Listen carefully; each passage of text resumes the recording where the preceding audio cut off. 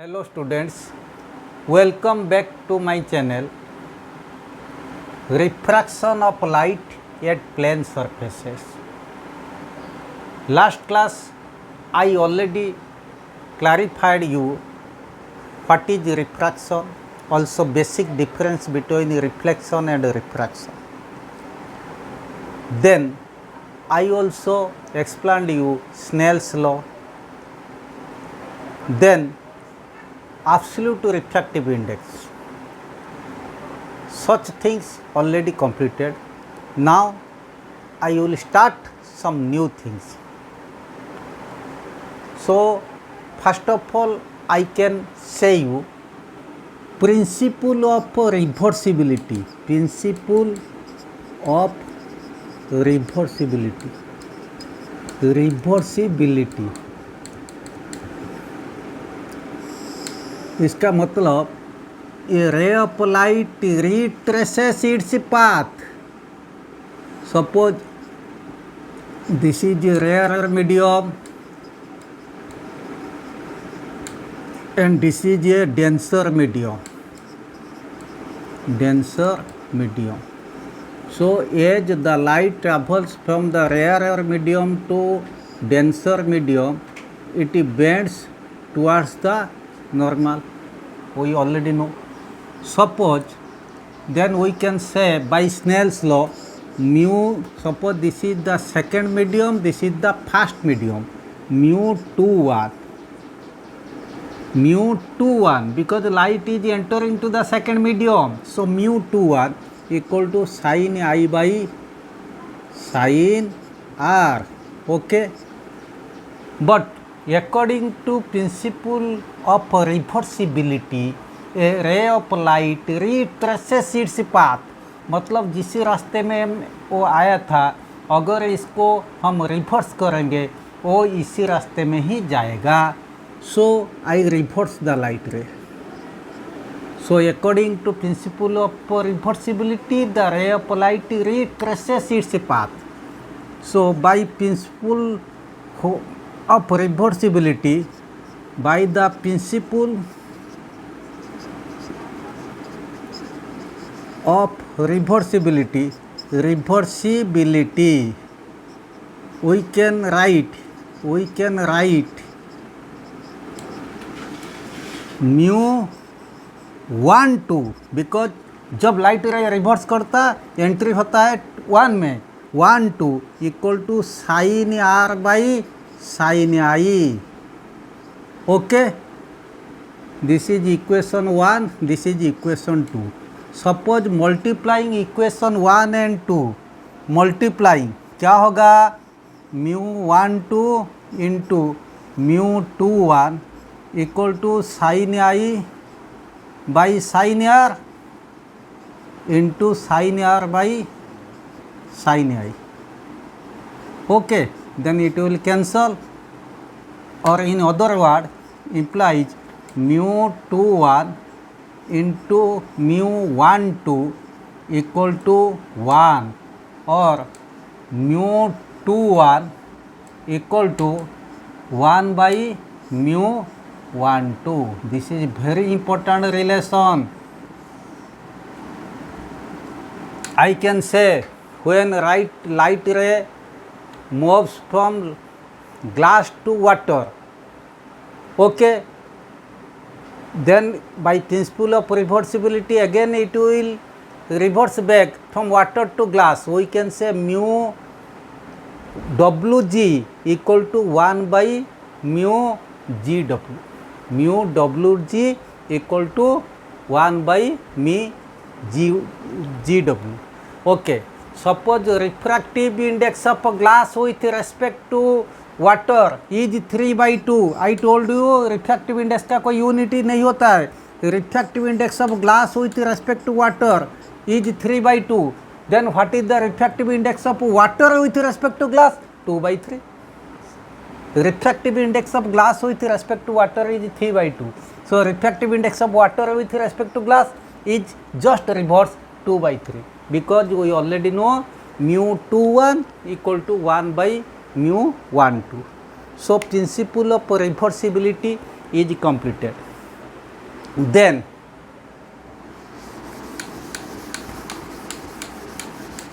one new thing,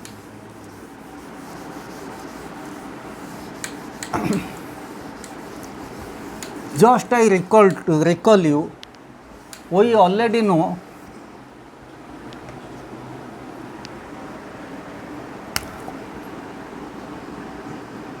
एक चीज़ हम जानते हैं v equal to f lambda, ये चीज़ हम जानते हैं where lambda equal to wavelength of light, v equal to speed of light, f is frequency. Okay, suppose a ray of light travels from air to glass, कहाँ से? Air to glass. Okay, air में इसका refractive index wavelength lambda, glass में refractive index lambda dash. Okay, now we have to prove lambda dash equal to lambda by mu g. Okay, तब wavelength of light in glass is equal to is the ratio of wavelength of light in air or vacuum to wavelength of light to refractive index of glass. Okay, lambda dash equal to lambda by mu g, because in this relation some numericals are there. Okay, also some numericals are there. mu 1 2 equal to 1 by mu 2 1, इसका ऊपर ये relation में numerical है, इसी relation में numerical है. Light रे air से ग्लास को एंट्री करता, ग्लास में इसका वेवलेंथ लामदा डैश, एयर में लामदा, और वेव माने refractive index of light in glass is will be given. Then we can find the wavelength of light in glass lambda dash equal to lambda by mu. So I can prove this. Actually, proof will not come in examination, but for your clarification, you should understand this. V equal to F lambda. We know, suppose light ray is coming from air. So instead of V, I can write here C, because speed of light in air or vacuum is C. C equal to F into lambda. Implies lambda equal to implies f equal to c by lambda. Okay, again when the ray of light enters into the glass, in this case we can write v equal to f lambda dash. F does not change, f is the property which does not change because it depends upon the source. एक जगह से जब light आएगा तब ये जो frequency में आता है, ये लैंड में वही फ्रीक्वेंसी, वाटर में यही फ्रीक्वेंसी, ग्लास में भी वही frequency, because frequency never change, it depends upon the source. So v equal to f lambda, f दोनों जगह में समान होता है. Where v equal to speed of light in the glass. Okay, we can also write like this, f equal to vg by lambda dash. Okay, so f equal to c by lambda, f equal to vg by lambda dash. Comparing दोनों को हम compare किए, दोनों left hand side में दो जगह में दो इक्वेशन में f होता है, c by lambda equal to vg by lambda dash. कोई दिक्कत नहीं, बिकॉज लेफ्ट हैंड साइड में f समान होता है, तब वी कैन जस्ट इक्वेट और equalise the right hand side, c by lambda equal to vg by lambda dash. implies lambda dash equal to vg by lambda dash equal to vg into lambda by c. Okay, lambda dash equal to vg into lambda by c. Okay, but we know mu g equal to c by vg. ये चीज़ हम अच्छी तरह जानते हैं. कैसे? Absolute refractive index कैसे याद दिलाओ? Absolute refractive index of any medium is the ratio of speed of light in the air और vacuum to the speed of light in the medium, mu g equal to c by v g हम जानते हैं, implies v g by c u implies v g by c equal to 1 by mu, कोई दिक्कत नहीं। Mu g equal to c by v g implies v g equal to 1 by mu. अच्छा, तो तब हम यही लिख सकते हैं v g equal to v g by c equal to 1 by mu implies lambda dash equal to v g by c 1 by mu ऊपर में lambda. Okay, so lambda dash equal to lambda by mu. Suppose यहाँ पे हम लिख सकते हैं g pi because it is the it is the refractive index of glass. Okay, तो अब इससे ये निष्कर्ष निकलता है जब लाइट रे जाता है एयर से कोई मीडियम पे, अगर एयर से और ग्लास को जाएगा, एयर में इसका वेवलेंथ लैम्डा, ग्लास में इसका वेवलेंथ लैम्डा डैश, ग्लास का रिफ्रैक्टिव इंडेक्स दे रखा है, तब we can use this relation lambda dash equal to lambda by mu और mu g. From this also numerical is asked. Okay, so 2 important portion I completed. Then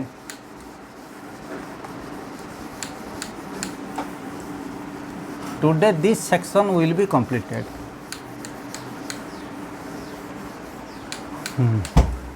Then I can say refraction of light through a glass slab. This is very important relationship. Refraction of light through a glass slab. Refraction of light through a glass slab, SLAB. This is very important. For exam point of view, this is much more important. Okay, देखो, suppose I write I draw figure is also have much more important. This is a glass slab. Okay, so here I put a normal.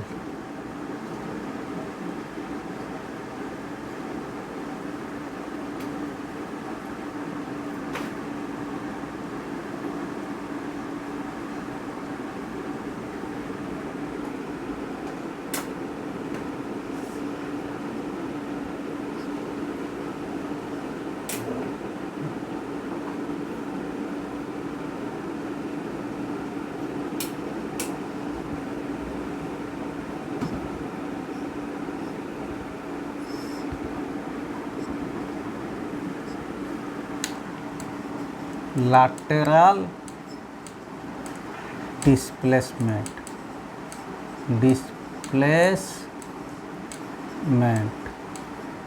Okay, ये होता है I, ये होता है e, this is incident ray, this is emergent रे।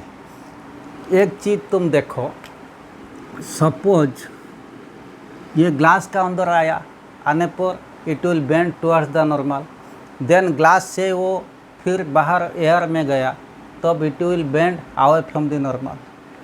लेकिन तुम लोग का दिमाग में ये आएगा, सर यहाँ पे आप आई दिए हो, यहाँ पे आर देना चाहिए, यहाँ पे I1, यहाँ पे R2। लेकिन for simplicity I just put here I angle of incidence. जब ये एमर्ज हुआ लाइट ये फाइनल रिफ्लेक्टेड रे को मैंने कहा एमर्जेंट रे। सो this is incident ray, this is emergent रे। ओके, सपोज ये ग्लास स्लैब यहाँ नहीं होता, तब ये सीधी चला जाता इसी लाइन में, तब इसका कुछ डिस्प्लेसमेंट नहीं होता। लेकिन ये ग्लास स्लैब होने के कारण यहाँ पे क्या होता है, it first bend towards the normal, then goes away from the normal. So finally ये दोनों का बीच में एक परपेंडिकुलर डिस्टेंस रहेगा, जिससे कहा जाएगा lateral displacement. Okay, since the opposite side of the rectangular slab is parallel to each other as per geometry is concerned, I will be E. This is very important. What is the relationship between angle of incidence and angle of emergence? That is angle of incidence equal to angle of emergence. Also, incident ray will be parallel to emergent ray because the opposite face of the rectangular slab is parallel to each other. Just I will in coming class I will write some new thing. When a ray of light passes in a prism, ये prism होता है ऐसे, ये ऐसे जाना था, ये bend हो जाएगा because opposite side of the prism are incline to each other.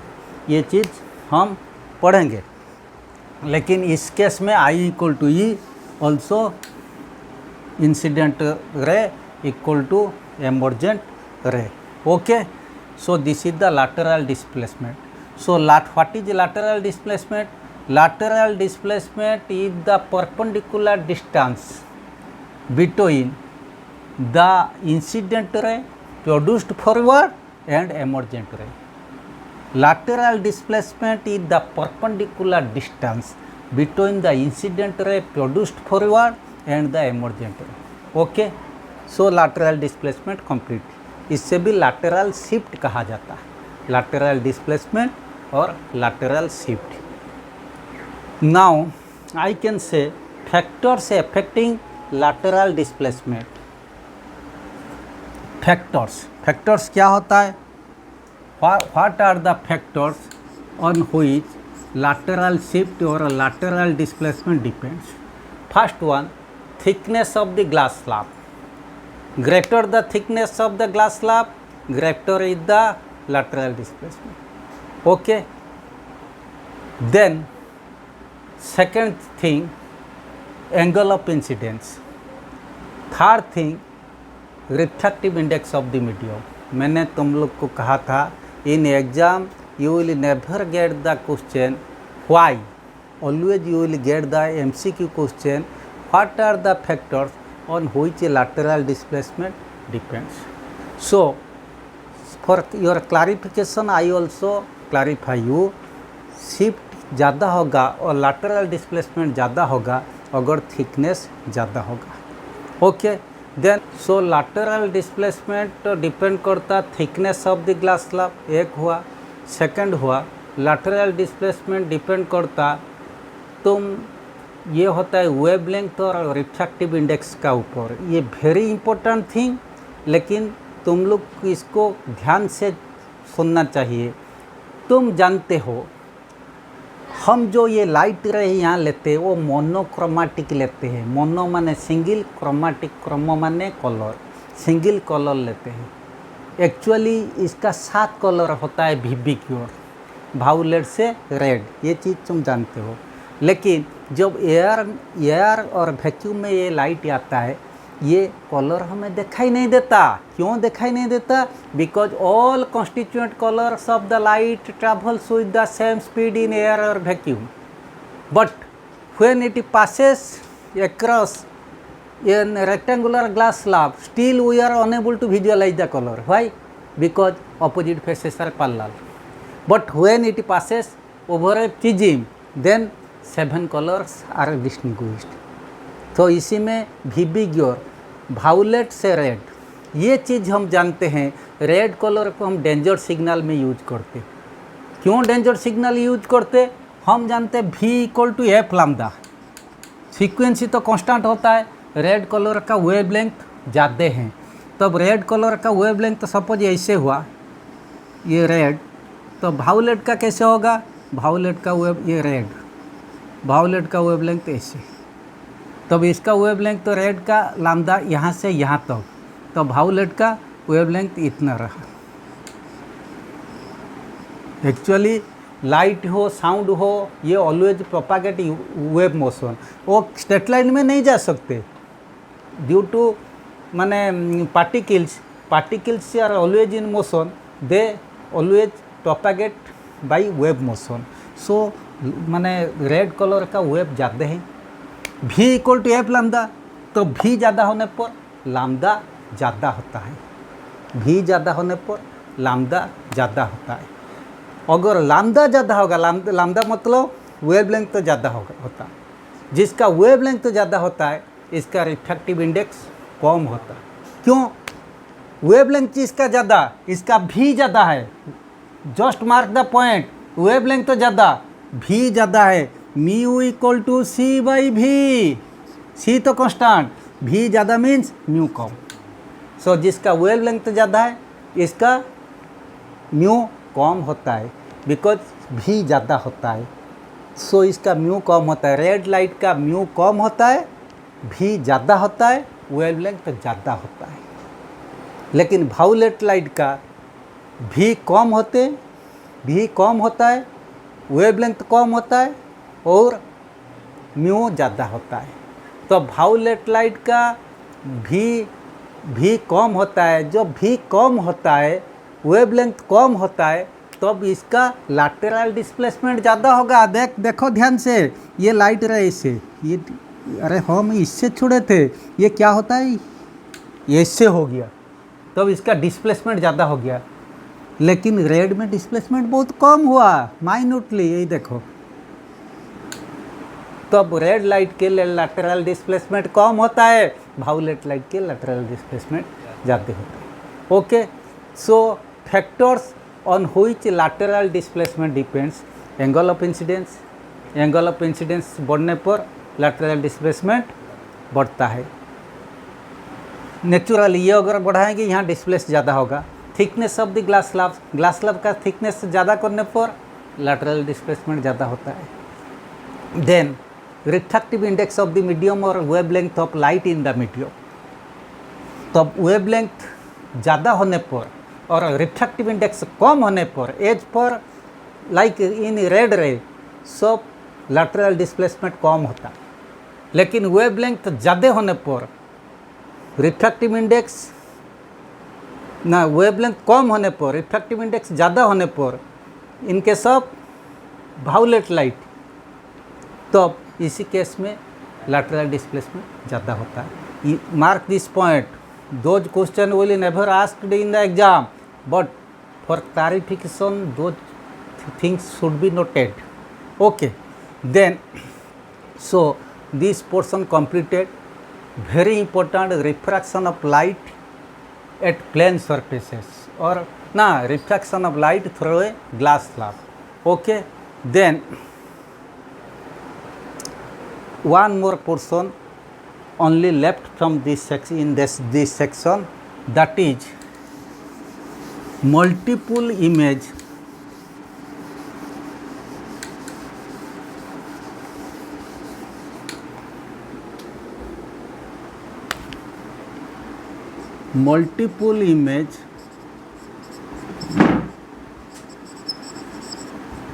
in a thick glass slab or thick glass mirror, इसका ऊपर ध्यान दिया जाए। दिस इज वेरी इम्पोर्टेंट, ये फिगर भी तुम लोग को जानना चाहिए। So my dear students, so this is the multiple image in case of multiple images in case of a thick glass mirror. Okay, or a silver surfaced thick glass mirror. Okay, so here you see, just imagine for your clarification I just write, suppose यहाँ पे 100% light आता है, जब यहाँ air से glass को जाएगा it will bend toward the normal due to refraction. Suppose जो जगह में रिफ्रैक्शन होता है वहाँ थोड़ा बहुत भी रिफ्लेक्शन होता है, तब ये 90% लाइट रिफ्रैक्शन हो गया। सपोज ओनली 10% लाइट रिफ्लेक्शन हो के आया। जो लाइट रिफ्लेक्टेड हो के आया हमारा आँख का ऊपर आप गिरेगा, हम इसको सीधी देखेंगे, इसका इमेज A1 देखिए। इसके बाद ये 90% लाइट जब silver face of the mirror में गिरा, तब यहाँ total light will be reflected, no reflection, because it is the silver face of the mirror. So 90% light पूरा यहाँ रिफ्लेक्शन हुआ, रिफ्लेक्शन होके वो PQ फेस में गिरा। तो PQ फेस में मीडियम, यहाँ एयर मीडियम, यहाँ ग्लास मीडियम, तो वहाँ रिफ्रैक्शन हुआ, major portion of light will be refracted. तब 80% रिफ्रैक्टेड हुआ, तब ओनली 10%, यहाँ पे देखो ओनली 10% रिफ्लेक्टेड हुआ, तब 80% रिफ्लेक्टेड हुआ। 10% रिफ्लेक्टेड हुआ। लेकिन हम तो कोई लाइट रे को सीधा देखेंगे तब 80% लाइट हम सेकेंड इमेज को देखें। तब यहाँ 10% जब यहाँ पे गिरा due to silver surface reflection in the silver face mirror, पूरा 10% रिफ्लेक्टेड हो गया, तब यहाँ गिरा।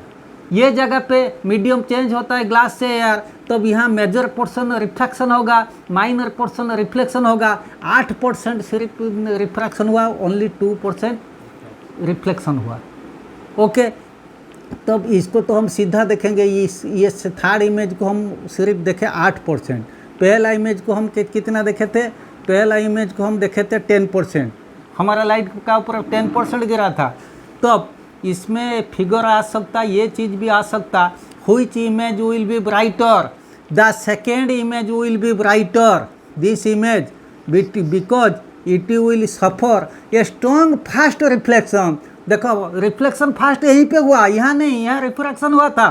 Because it will suffer a strong fast reflection on the silver face of the mirror SR बा RS।